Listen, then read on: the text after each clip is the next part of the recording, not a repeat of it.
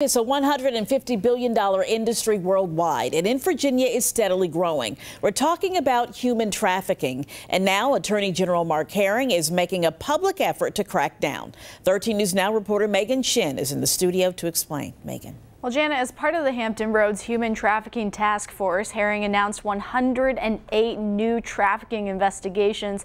That's since October 2016, just before the task force began.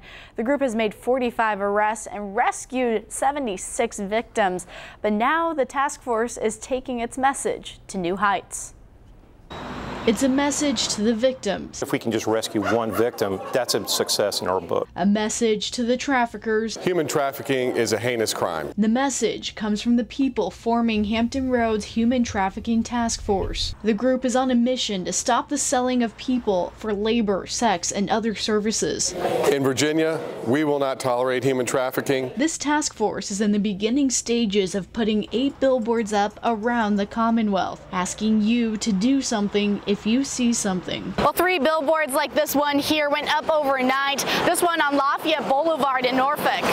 This billboard on Hampton Boulevard. And this one off Granby Street. The billboards are estimated to reach 2.5 million people across the region, inspiring people like Jermaine Lewis to call the National Human Trafficking Research Center's hotline. Me having daughters, this just, you see the sadness in a little girl's face who realizes that she'll probably never see her family again. This campaign will also include bilingual digital advertising to reach all victims. This is just the tip of the iceberg. Samaritan House takes in those victims. We weren't aware how prevalent it was until we really got into it and started accepting people. So over 60 victims thus far. The task force is using all its grant to raise awareness in the community. Ladies and gentlemen, let's continue to work together so that we can indeed provide the services to the people who need them.